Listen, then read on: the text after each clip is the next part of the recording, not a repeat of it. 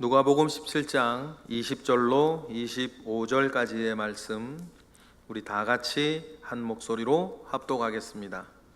바리새인들이 하나님의 나라가 어느 때에 임하나이까 물건을 예수께서 대답하여 이르시되 하나님의 나라는 볼 수 있게 임하는 것이 아니요 또 여기 있다 저기 있다고도 못하리니 하나님의 나라는 너희 안에 있느니라. 또 제자들에게 이르시되 때가 이르리니 너희가 인자의 날 하루를 보고자 하되 보지 못하리라. 사람이 너희에게 말하되 보라 저기 있다 보라 여기 있다 하리라.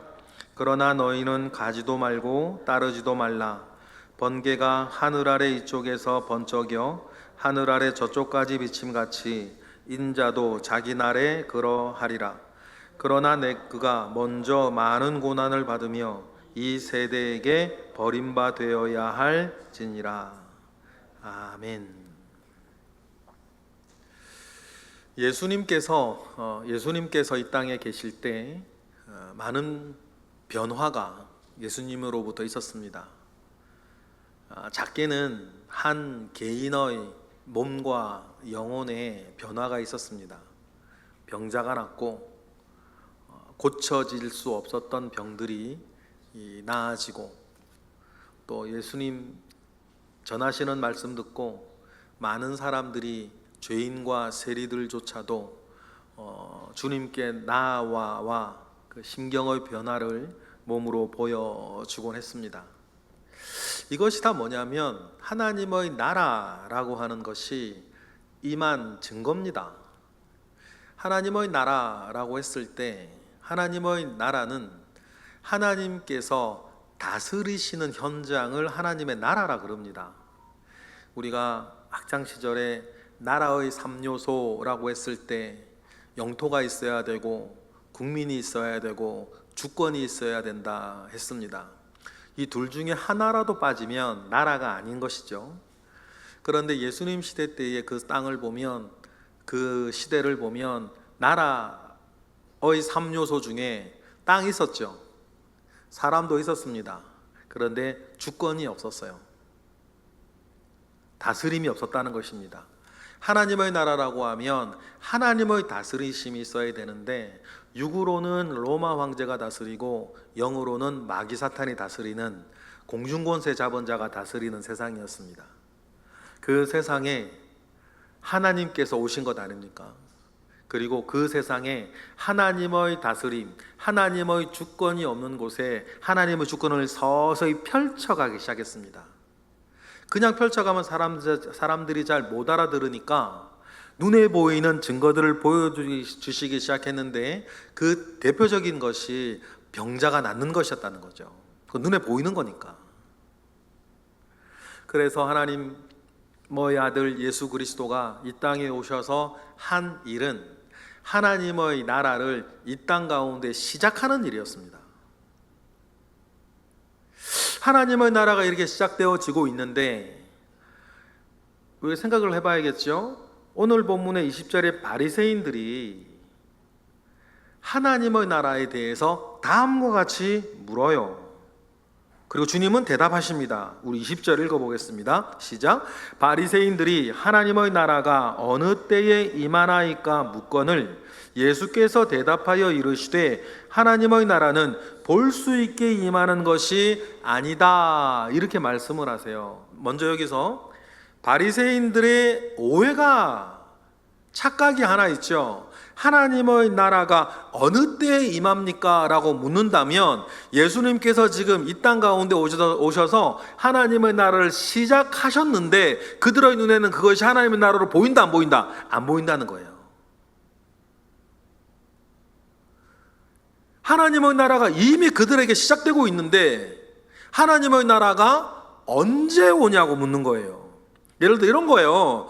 여러분들이 가족들 이렇게 모아놓고 식사를 이렇게 저녁이라도 차려서 가족들하고 먹는데 밥 왔고 국 왔고 반찬 왔고 다 왔는데 왼수 같은 남편이 밥 언제 주냐고. 그 꼴인 거예요. 그렇죠? 아니 지금 밥도 왔고 국도 왔고 찌개도 왔고 반찬 다 차려줬고 숟가락 떠서 먹으면 되는데 거기 앉아가지고 밥 언제 되니? 그러면 여러분들 짜증내시겠죠? 주님의 그 상황인 거예요. 이미 주님이 오셔서 하나님 나라를 시작하셨는데 언제 하나님의 나라가 오냐고 물으면, 예수님이 공생애가 2년이라도 남았으면 덜 답답하셨을 텐데, 이제 예수님이 이제 공생애가 이제 일주일도 일주일 조금 더 남았단 말이에요. 이 막판에까지 와서도 바리새인들이 이렇게 물으니까 주님 답답하셨던 거죠. 그러면 여러분, 왜 바리새인들은 하나님의 나라가 시작되었음에도 불구하고 하나님의 나라가 언제 오냐고 물었을까? 그렇다면 그들이 생각하는 하나님의 나라는 지금 예수님이 보여주시는 나라와는 모양이 다른 나라를 기대하고 있었다는 거예요. 그러면 여러분 뭔 줄 아세요? 정치적인 나라를 말하는 거든지. 그런 시험과 유혹에 세례 요한도 빠진 적이 있죠. 그래서 세례 요한이 감옥에 갇혀 있을 때 한 1년 정도 감옥에 갇혀 있었는데, 그때 1년 동안 여러분, 1년이 짧으면 짧고 길면 긴 시간인데, 그 자기 처지를 보면서 세례 요한도 하나님의 나라를 이 땅 가운데 시작할 리가, 난 예수 그리스도인 줄 알았는데 예수 그리스도가 오셔서 사역을 하고 있는데도 불구하고 자기는 어디 있어? 감옥에 있는 거 아니에요. 그러면 하나님의 나라 도대체 언제 오냐? 아마 세례 요한도 생각한 게 눈에 보이는 어떤 정치적이고 육적인 하나님의 나라를 처음에는 기대했던 것 같아요. 그런데 그때도 주님 말씀하세요. 세례 요한의 제자들에게 너희들이 지금 눈으로 보고 있는 것을 세례 요한에게 알려라. 병자가 낫고 사람들이 돌아오고. 이 말은 뭐냐면 하나님의 통치, 하나님의 다스림, 하나님의 주권이 지금 임하고 있는 것에 대해서 이야기를 하라고. 그러니 세례 요한이 생각하는 그 하나님의 나라와 하나님께서 펼쳐가신 하나님의 나라는 성격도 모양도 전혀 다른 나라, 육적 이스라엘에서 영적 이스라엘로 바뀌어지는 현장인 것을 세례 요한에게 말씀을 하셨는데, 모르긴 몰라도 세례 요한 그 말 알아들었을 거예요. 그런데 오늘 본문의 바리새인들도 알아들었을런지는 몰라요. 그들이 기대하고 그들이 바라는 것은 그 하나님의 나라가 시작되어지면 로마 정권이 물러가고 로마 군인들이 물러나고 이 땅 가운데 하나님의 하나님이 망했던 하나님의 나라가 다시 서고 왕이 다시 나오고 다윗 같은 왕이 쓰고 이런 것들 바리새인도 기대했겠죠. 제자들도 그런 걸 기대했었으니까.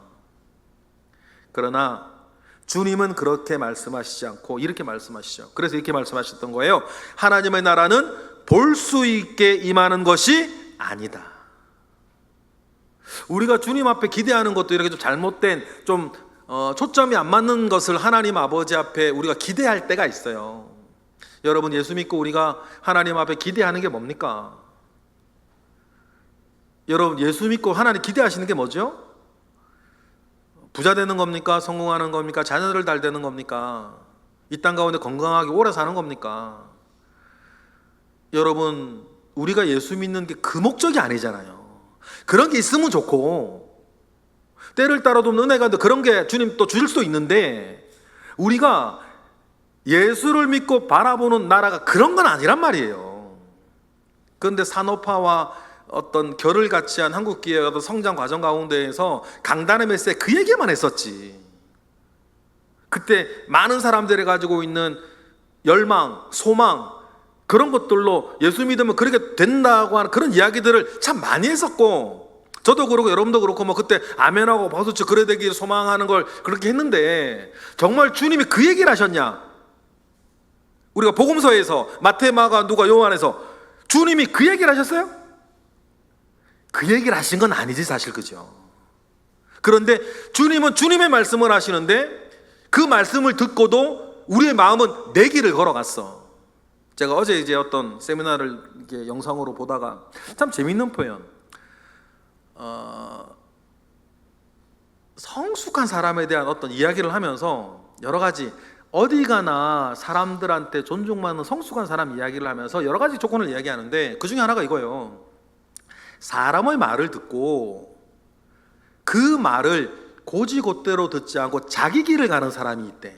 이게 무슨 말이냐면, 내가 어제 어느 성수동에 갔는데 거기 코다리집이 있더라고. 코다리집 가서 코다리를 먹었는데 너무너무 맛있었다. 그렇게 얘기하면 아, 코다리가 맛있었구나. 야, 참 좋았겠다. 그렇게 하면 되는데 그 말을 두고 자기 걸음 걸어가는 사람은 뭐? 나 빼려고 혼자 가서 그거 먹고 왔다고? 야, 섭섭하네. 이게 뭐예요? 어떤 사람 말을 두고 자기 걸음 걸어가는 사람이에요. 그런데 그 사람, 그렇게 생각하는 사람들이 의외로 많지. 그죠? 아니, 코다리 어제 성수동에 가서 코다리 좀 맛있게 먹었어. 아, 그럼 맛있게 먹었구나. 아유, 좋았겠다. 자기도 먹고 싶으면 나도 한번 데려가줘. 그럼 되는 거 아니야? 그런데 뭐? 나는 빼놓고 지 혼자 가서 코다리찜을 먹고 왔다고? 사람 말을 두고 자기 걸음 걸어가는 사람들. 여러분 웃으시는 이유는 많이 경험하셨다 못하셨다? 많이 경험한단 말이에요. 사람 말을 그냥 있는 그대로 들어야지 무슨 사람 말을 두고 자기 걸음을 걸어가. 그럼 여러분 돌아가 볼까요? 예수님이 하나님의 나라에 대해서 말씀하시면 하나님의 나라에 대해서 받으면 되지. 거기에 내 걸음을 걸어가가지고 거기에 더 주님이 하신 적이 없는 말씀. 주님으로 반대 얘기하셨어요. 이 땅에서 보유한 자가 되지 말고 하늘에서 보유한 자가 되라고. 그런데 우리는 덫을 내버려가지고 이 땅에서 내가 원하는 것, 이 땅에서 내가 욕심 부리는 것, 이 땅에 내가 필요한 것 덫을 해가지고 예수 믿으면 그렇게. 여러분 주님의 말씀 가운데에서도 말씀을 두고 자기 걸음 걸어가지 않기를 바랍니다. 그러니까 어느 때 임하냐고. 바리새인들이 생각하면 바리새인들도 자기 걸음 걸어갔던 거죠. 정치적인 어떤 나라, 다윗의 왕이 와가지고 왕좌에서 귤을 흔들면서 하는 그런 나라를 말하였는데 그는 자기 걸음 걸어갔는데, 그러니 주님께서 그러셨던 거죠. 하나님의 나라는 볼 수 있게 임하는 것이 아니라고.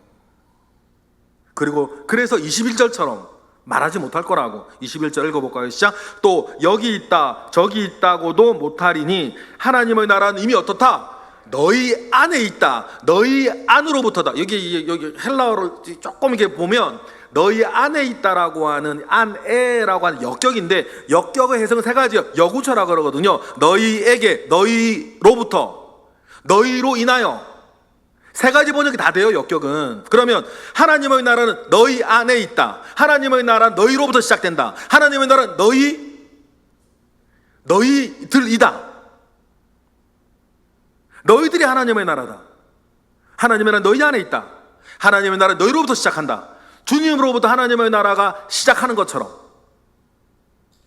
여러분, 이것이 하나님의 나라 아닙니까? 그러면 여러분, 하나님의 나라가 우리 가운데 임하였을 때 영토 있죠? 개인적으로만 생각해도 영토 여기 있고 사람 여기 있고 뭐만 있으면 되는 거예요? 하나님의 다스림만 오면 되는 거 아니에요? 하나님의 다스림이 나한테 임할 때 그 어떤 증거로 병 있는 사람이 병이 낫기도 하고, 생활이 뒤틀린 사람이 생활이 풀어지기도 하고, 뭔가 정신적으로 어려움이 있는 사람이 그게 낫기도 하고, 관계 가운데 막힘이 있던 거 뚫어지기도 하고, 그런 것들은 하나님의 다스림이 우리 가운데 임한 뒤에 일어나는 결과물들. 10명의 문둥병자가 여러분 주님께 우리를 불쌍히 여겨달라고 했을 때 제사장에 가서 몸을 보이라, 어제 본문이죠? 그런데 여러분 그 말씀 가운데 하나님의 다스림이 그 10명의 문둥병자 가운데 임했어요. 그죠? 몸에 임했습니다. 그런데 몸에 육체만 임한 사람이 있고, 육체에만 임한 사람이 있고, 단 한 사람은 어떻게 됐어요? 그 영혼에도 임한 거 아닙니까? 육체에만 임한 사람은 문둥병 나았어요. 아, 예수님이 감사 안 했다고 다시 재발하진 않았을 거예요. 우리 주님이 그런 분이 아니거든. 그런데 문둥병에 나온 그 육체도 나중에 늙어 죽어요? 늙어 죽나요?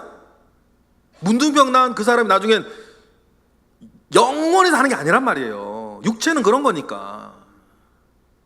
그래, 하나님의 통치를 자기 육체로만 받은 사람이 있고, 단 한 사람은 자기 영혼까지 받은 사람이 있는데, 그 영혼까지 받은 사람에 대해서 주님이 뭐라 그러세요? 너의 믿음이 너의 모든 것을 구원했다. 육체뿐 아니라 영혼까지. 그러니 여러분, 하나님의 나라가 우리 가운데 임하는 순간을 여러분 꼭 기억하셔야 돼요. 오늘 이 자리에서도요, 이 말씀을 듣고, 아 그래, 주님 말씀은 그거였는데 내가 지금 너무 세상 욕심 부리고 있어서 불안해하고 분노하고 있고 자존심 상해하고 있고 염려하고 있나 보다. 그 변화가 마음속에 일어나고 그렇게 하지, 그렇게 되지 말아야겠다고 마음을 말 그대로 회심하면 지금 그분에게 그 마음에 하나님의 통치가 임하고 있는 거예요? 임하고 있는 거 아닙니까? 여기 있다 저기 있다 말하지 말고 하나님의 나라 이미 너희 안에 있느니라. 저는 성경에서 제일 딱한 사람이 누구냐면, 성경에서 제일 딱하고 딱한 사람이 이스라엘의 므낫세라고 하는 왕이에요. 제가 예전에 몇 번 말씀을 때 너무 딱해가지고. 므낫세의 아버지가 그 믿음 좋은 히스기야 아닙니까? 히스기야가 죽을 병에 들고, 우리 하나님이 그래 인격적인 분이신데 히스기야 그때 죽는 거거든요.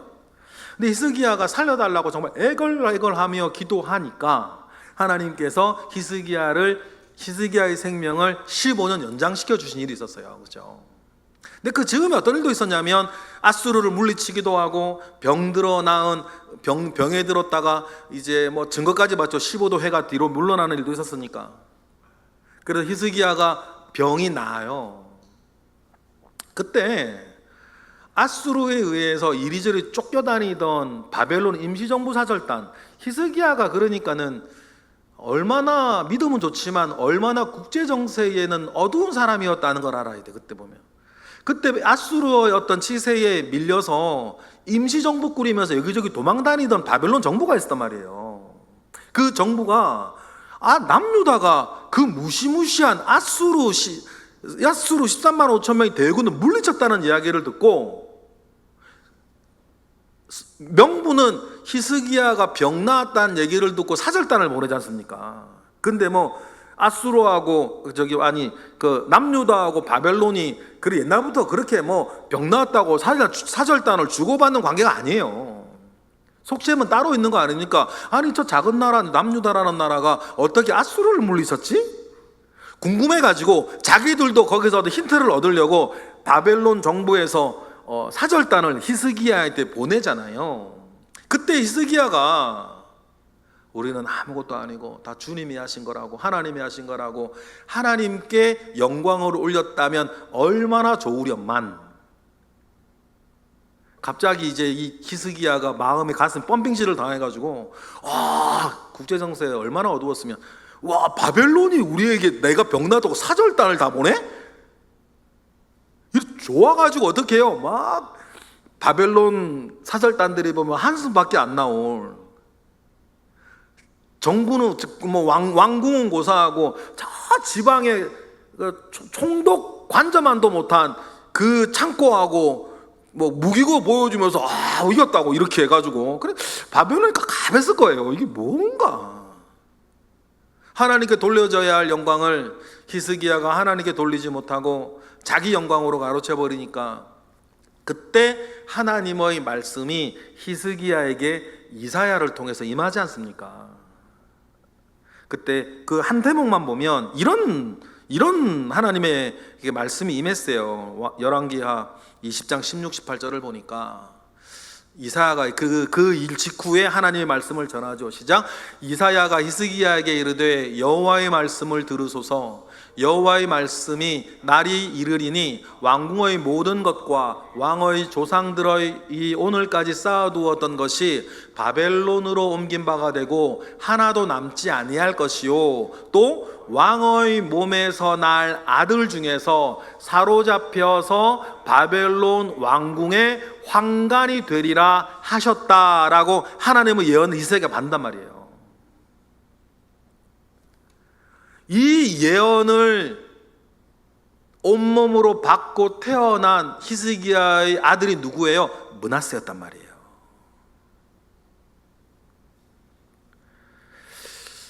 므낫세는 굉장히 두려웠을 것 같아요. 이게 기록으로도 남겨져 있으니까 므낫세 알았겠죠. 자기에게 있는 여호와 하나님의 예언을 알았을 거예요. 얼마나 두렵고 얼마나 여러분 걱정스럽고 그랬겠어요. 그런데 이 므낫세가 조금만 더 믿음이 있으면, 하나님은 인격적인 분이신데 자기 아버지의 생명을 죽는 것을 돌이켜 15년 연장도 시켜주셨던 하나님께 자기 아버지처럼 성전에 가가지고 딱 펼쳐놓고 내가 무슨 죄냐고 이렇게 하기 얼마나 좋아. 그럼 하나님께서 바꿔주셨지. 나중에 므낫세가 정말 감옥에서 회개하니까 하나님이 돌려주시잖아요. 다시 왕은 못됐지만 우리 하나님 그런 분이신데 므낫세는 그런 하나님에 대한 지식이 없었지. 인격적인 하나님에 대한 지식이 없었어요. 그리고 이 므낫세가 그 두려움 가운데 쩔어 살다가 25살 되던 해에 남유다의 왕이 됩니다. 그리고 55년 동안 다스려요. 여러분, 므낫세 어떻게 했을까요? 그때부터 이 남유다, 하나님의 나라 이 남유다 땅에서 여호와 신앙을 멸종시켜 버리려고 합니다. 이사야도 이 므낫세한테 죽어요. 자기 이사야는 원래 왕족이라 뭐 촌수는 따질 수 없지만 이사야는 아마 므낫세의 어떤 작은 아버지, 사촌 이런 거 될 거예요. 고령의 작은 할아버지 정도 되겠지. 이 이사야까지 톱으로 베어 므낫세가 죽이고 그 이스라엘 가운데 모든 여호와 신앙을 여러분 다 뿌리 뽑으려고 하지 않습니까?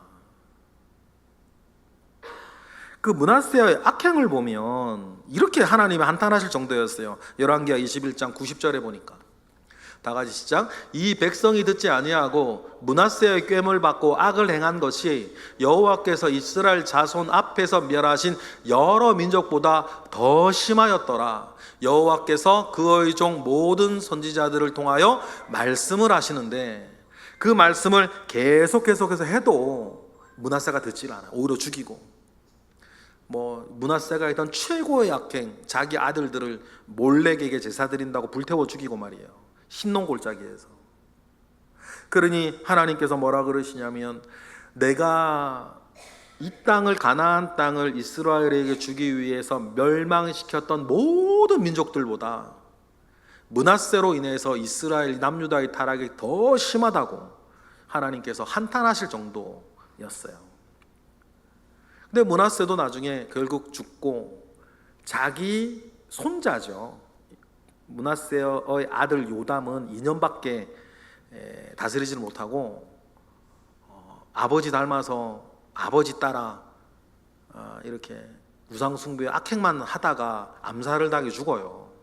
그리고는 이제 므낫세의 손자가 왕이 되는데 그 사람이 그 유명한 누구예요? 요시야란 말이에요. 요시야는 믿음이 좋았습니다. 믿음이 좋았어요. 그런데 믿음은 좋은데 뭘 어떻게 할 수가 없었어. 아마 므낫세 때 모든 성전들 그리고 모든 하나님의 말씀들 다 진시 황제가 문서갱료했던 것처럼 말씀 다 태워버려 그랬겠죠. 여호와 신앙을 그 땅 가운데 뿌리 뽑아야 되니까. 그런데 요시야가 왕이 되어지고 우리 여호와 신앙을 이 땅 가운데 좀 이렇게 다시 되살려야겠다 싶어가지고 요시야가 어떤 일을 시켜요? 여호와의 성전을 청소하라 그런다고. 그런데 누군가 그랬는지 몰라. 막 이제 므낫세 때문에 모든 하나님의 말씀에 불태워지고 성전이 그렇게 박살이 나고 할 때 어떤 사람이 이렇게 하나님의 말씀책을 벽 뒤에 숨겨놓고 거기 벽을 하나 쌓아왔던 것 같아요. 그죠? 그런데 청소를 하다가 벽이 허물어졌는지 어떻게 됐는지 발견이 되어지지 않습니까? 열왕기하 22장 8절이에요. 시작. 대제사장 hil기야가 서기관 사반에게 이르되 내가 여호와의 성전에서 율법책을 발견하였노라 하고 hil기야가 그 책을 사반에게 주니 사반이 읽기 시작하는. 그때 요시야 같이 믿음 좋은 사람도 말이 돼요 여러분? 하나님의 말씀을 처음 본 거예요. 그 므낫세가 얼마나 그냥 다 불태우고 못 읽게 하고 없애버렸으면. 그 말씀을 처음 사반을 통해 요시야가 읽는데 요시야의 마음에 이런 관점으로 보셔야 돼요. 그 말씀을 들으면서 요시야의 마음에 하나님의 나라가 임합니다. 처음 듣는. 열왕기하 22장 10절부터 11절 어떻게 되나 볼까요? 시작. 또 서기관 사반이 왕에게 말하여 이르되 제사장 힐기야가 내게 책을 주더이다 하고 사반이 왕의 앞에서 읽음에 왕이 율법책의 말을 듣자 곧 그 옷을 하나님의 나라가 임하는. 우리나라가 왜 이렇게 됐는지, 하나님의 말씀이 이미 다 이렇게 되면 이렇게 되고 저렇게 하면 저렇게 되고, 하나님의 말씀이 이미 우리에게 있었는데 처음 요시야가 그 읽으면서 나라가 왜 이 꼴이 됐는지, 이 상황이 왜 벌어졌는지 하나님의 말씀 그대로 되어 있다는 것을 요시야가 느끼고 자기의 옷을 찢는 거예요. 원통하고 회개하고 돌이키기 위해서 막 옷을 찢어요. 하나님의 나라가 요시야에게 임하는. 그리고는요, 요시야가 그러면 우리가 어떻게 해야 되는지 여호와의 선지자에게 묻고 이 말씀을 모든 이스라엘 백성들이 알게 하라 그래요. 열왕기하 22장 12, 13절 시작. 왕이 제사장 힐기야와 사반의 아들 아히감과 미가야의 아들 악볼과 서기관 사반과 왕의 시종 이사야에게 명령하여 이르되 너희는 가서 나와 백성과 온 유다를 위하여 이 발견한 책의 말씀에 대하여 여호와께 물으라. 우리 조상들이 이 책의 말씀을 듣지 아니하며 이 책에 우리를 위하여 기록된 모든 것을 행하지 아니하였으므로 여호와께서 우리에게 내리신 진노가 크도다. 이렇게 해서 시작된 게 뭐예요? 요시야의 종교개혁이었던 거예요. 요시야에게 임하였던 하나님의 나라가 이제 남유다 전체에게 임하기 시작하는 이 일 말이에요. 여기에서 여러분, 하나님의 나라라고 하는 건 여기 있다 저기 있다 할 게 아니라 처음엔 어디로부터? 내 가슴 속에 임하는 하나님의 다스림, 내 가슴 속에 임한 하나님의 다스림 가운데에서 잘못된 것, 잘못 생각했던 어그러진 것이 바로 펴지면서 나로 인하여서 그 하나님의 나라가 우리 집과 우리 교회와 나의 삶에 퍼져나가는 그 일 말이에요. 이게 하나님의 나라 아닙니까? 하나님의 나라가 임하는 방식. 그런데 바리새인들처럼 하나님의 나라가 언제 어느 때 임하냐고. 하나님의 나라는 엄밀한 의미에서 임하는 게 아니라 하나님의 나라는 우리가 이루어가는 것이다. 그러니 여러분 23절의 말도 그래요. 23절의 말씀도 마찬가지죠. 22절 먼저 만져보면 너희가 인자에는 하루를 보지 못할 거라 그래요. 여기저기 찾아다닌다면 보지 못할 거다. 하나님의 나라는 찾아다니는 게 아니라 너희 사는 곳에서 너희가 먼저 시작하고 이루어가는 거니까. 그러니 제자들에게 이렇게 말씀하시죠. 23절 읽어볼까요? 시작. 사람이 너희에게 말하되 보라 저기 있다, 보라 여기 있다 하리라. 그러나 너희는 가지도 말고 따르지도 말라. 이렇게 말씀하시는 거예요. 하나님의 나라는 찾아다니는 게 아니라 내가 서 있는 곳에서 내가 시작하는 거니까. 그러니 여러분, 이런 하나님의 말씀 앞에 섰을 때에 하나님의 나라가 지금 이 순간에도 여러분에게 임하셔야 되는 거예요. 언제까지 우리가 므낫세처럼 여러분들이 극악하게 하는 건 아니지만 우리가 하나님의 말씀과 하나님의 다스리심 가운데 나와 나의 삶을 내어드리지 못하고 매 세상 것 탐하고 세상 것 두려워하면서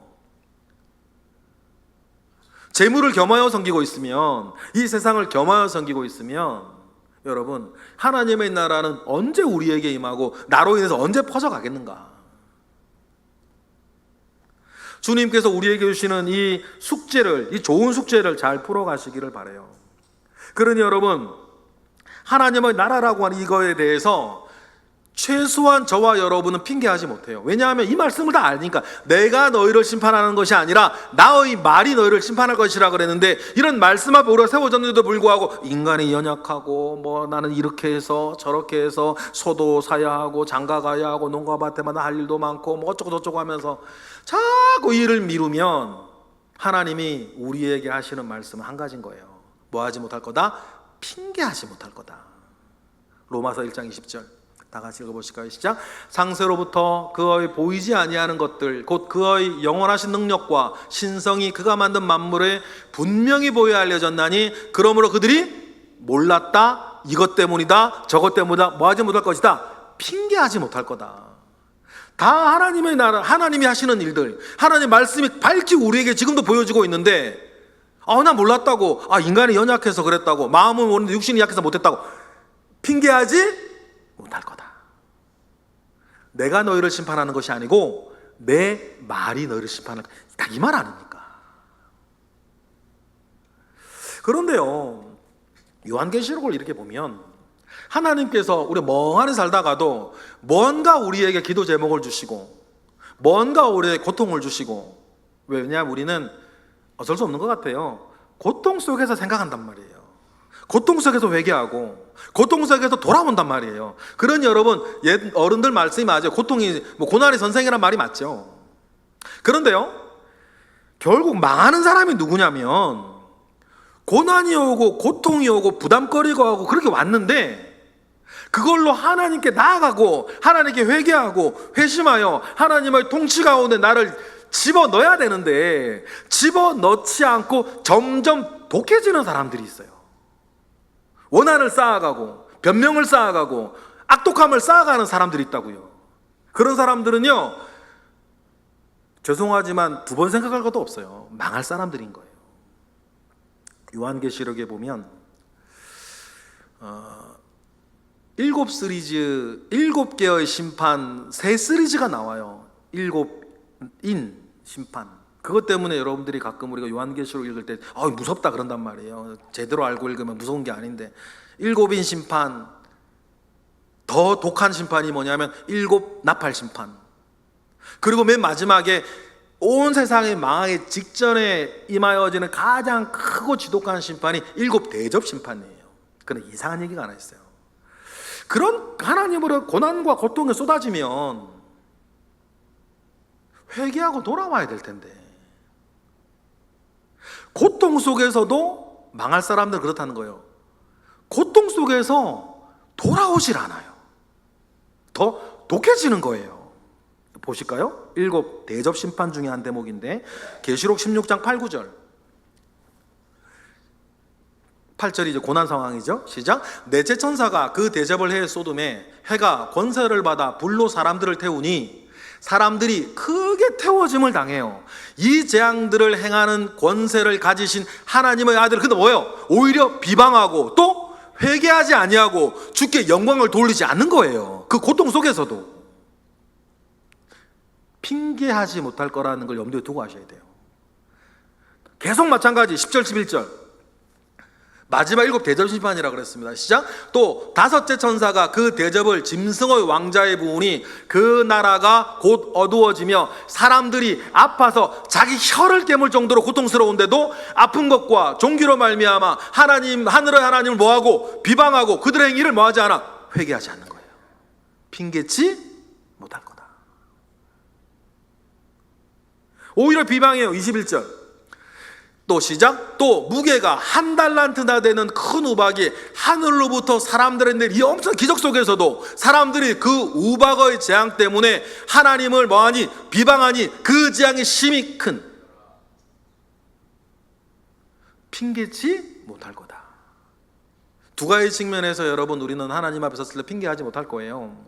첫 번째는 밝히 드러나 있는 하나님의 말씀 앞에, 그리고 고난 가운데에서도 고난으로 돌이키고 회심하고 하나님께 와야 되는데, 이런 거예요. 돌아온 탕자가 돼지우리 속에 돼지 쥐염료를 못 얻어먹고 있으면서 원한을 쌓아가는, 그때 그 자식을 내가 만나지 말았어야 했는데, 그 자식한테 속아가지고, 그때 그 여자 그 창기한테 내가 홀려가지고, 내가 그때 주지 말았어야 했는데, 아버지가 아마 다 안 준 것 같아요.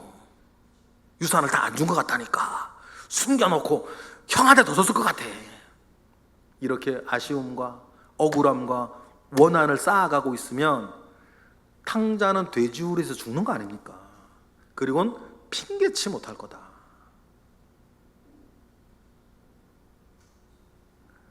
그러니 주님도 또 이렇게 분명히 말씀하셨어요. 여러분, 요한복음 15장 22절 다 같이 시작. 내가 와서 그들에게 말하지 아니하였더라면 죄가 없었으려니와 지금은 그 죄를 핑계할 수 없느니라. 왜요? 이미 내가 말해 줬으니까. 요시아가 깨달은 게 그거예요. 여호수아 때부터 신명기의 말씀을 보면 하나님의 말씀을 주시면서 뭐라 그러냐면, 이 말씀대로 하면 너희가 그 땅에서 정말 복락을 누리며 살 건데, 이 말씀대로 행하지 아니하고 죄를 짓고 우상을 섬기고 세상 것들 탐하고 살면 하나님께서 너희에게 주신 이 약속의 땅, 아름다운 땅에서 너희들이 망할 거라고 신명기에 분명히 말씀해 주셨단 말이에요. 그래 놓고 요시아가 자기 아버지를 봐. 암살당해 죽은 2년 만에. 그 자기 할아버지를 봐. 55년 동안 날 얼마나 망쳐놨는지. 그러면 요시아 입장에서는 이 나라가 망해도 싼 거 아니에요. 그러니 하나님의 말씀을 듣고 옷을 찢는 거 아닙니까? 그때까지만 해도 요시아도 여호와 하나님이 아수르 신이나 바벨론의 신보다 약해가지고 우리가 이 지경을 당하나 보다, 그렇게 생각했을런지 몰라요. 그러나 하나님의 말씀이 밝혀 보여지니까 그게 아니었던 거지. 그럼 요시아의 다음 스텝은 나온 거 아닙니까? 뭐대로? 하나님의 말씀대로 이 나라를 다스려야겠다. 우리도 마찬가지. 뭐대로? 하나님의 말씀대로 내가 살아야겠다. 그럼 하나님의 말씀대로 내가 살아갈 때 다른 것이 시켜서가 아니라 하나님의 말씀대로 내가 살아갈 때 나에게 하나님의 다스림이 임하는 겁니까? 이걸 하려고 해도 하나님의 말씀에서 하라 그러는 것은 하고 하지 말라는 것을 안 하면 하나님이 지금 나를 다스리는 건가요? 그걸 말하는 거예요. 내가 그렇게 살면 내 옆 사람도 그렇게 사는 겁니까? 우리 가정만 생각하면 내가 하나님의 말씀대로 살면 나 때문에 설령 안 믿는 남편이나 믿음 없는 자식들이라도 내가 그렇게 강하게 살면 나와 함께 살아야 되는 남편이나 아내나 자녀들이는 나 때문에라도 하나님의 말씀, 하나님의 통치, 하나님의 다스림 가운데 살게 되는 겁니까? 주님이 그걸 원하시는 거예요. 그러니까 여기 있다 저기 있다 쫓아다니지 말고 너가 있는 곳에서부터 하나님의 나라를 시작하라는 거 아닙니까? 여러분, 그리고 우리가 하나님의 말대로 살아냈을 때 말씀에 기록된 대로 하나님의 말씀이 우리를 심판하겠지. 그때 우리가 받는 심판은 은혜의 심판, 복의 심판, 회복의 심판. 여러분, 그런 것들이 되지 않겠습니까? 그런데 오늘 보면 25절에 보면 24절 먼저 볼까요? 24절에 보면 그러니 인자에 오는 건 동시다발적으로 일어나는 거다. 24절 읽어볼까요? 시작. 번개가 하늘 아래 이쪽에서 번쩍이요 하늘 아래 저쪽까지 비침같이 인자도 자기 나라에 그럴 할 거니까 여기 있다 저기 있다, 안상홍처럼 해운대 앞바다에서 뭐 하나님께서 네가 이렇게 임하는 게 아니고, 뭐 이만희처럼 예수의 영이, 저도 몰랐어, 예수의 영이 이만희한테 임했다는 건. 그 주님 나라는 그렇게 오는 것이 아니라 하늘에서 이쪽부터 하늘 저쪽까지 동시에 모든 사람들이 알도록. 어디 몰래 자기한테 임하냐고. 어떻게 주님 말씀이 똑같은 표현이 뭐냐면 인자가 구름 타고 이 땅에 올 거다, 모든 사람들이 동시에 오도록. 이 똑같은 말이거든요. 그러한 날이 될 거니까 여기 있다 저기 있다 찾아다니지 말고 너부터 이 땅에서 멀어져라. 하나님의 나라를 시작해라. 근데 하나님의 나라를 시작할 때 반드시 넘어야 될 허들 하나가 있을 거다. 그 허들을 두려워하지 말고 그 허들을 넘으라는 거예요. 그 말이 25절 읽어볼까요? 다 같이 시작. 그러나 그가 먼저 많은 고난을 받으며 이 세대에게 버림바가 되어야 할지니라. 주님이 그러셨던 것처럼 허들을 넘어야 할 때는 허들을 넘어야 할 좁은 길이 있다는 건데, 그건 무섭고 두렵고 다른 게 아깝고 다른 계산 주판을 튕기다가 허들 못 넘으면, 그리고 고난을 피하면 다시 돌아가는 거죠. 다시 돌아가는 거지. 핑계치 못할 거라고. 그래도 저는 마음은 주님 믿고 주님 사랑하고 그래 썼는데 내가 뭐 약해서 못했다 그러면 주님도 이렇게 때리시겠지. 난 너 때리기 싫은데. 뭐 똑같은 거니까. 나도 네 마음 안다. 네가 그렇게 하고 싶었는데 나 사랑하는 것도 알고 그런데 순종하지 못했지. 그래, 나도 어쩔 수 없이 너 사랑하지만. 똑같은 거 아니에요. 악독한 마음으로 맞으나 사랑하는 마음으로 맞으나 타격감은 똑같다. 맞으면 아픈 건 똑같은 거지. 그러니 여러분, 이 말씀을 정말 중요하게 생각하셔야 돼요. 핑계치 못할 것이다. 핑계치 못할 것이다. 그렇습니다. 여러분, 이러한 말씀 앞에 오늘 우리를 세우고 우리가 정말 다짐하고 시작하십시다. 하나님의 나라가 내 가슴에서부터, 하나님의 통치가 내 가슴에서부터, 그리고 나의 삶에 퍼져나가서 나뿐 아니라 내 주변에 있는 모든 사람들도 하나님의 다스리심 가운데 들어가도, 그게 하나님의 나라가 임하는 거 아닙니까? 여기 있다 저기 있다 하지 말고 그러한 은혜가 우리 모두에게 있기를 주님의 이름으로 축복합니다. 기도하겠습니다. 하나님 감사합니다. 크신 은혜 가운데에 우리와 함께 하시고 몹쓸 호기심을 쫓아다니지 않게 하시고 내가 있는 그 자리에서부터 하나님의 나라를 이루게 하옵소서. 예수 그리스도의 이름으로 기도드렸나이다. 아멘.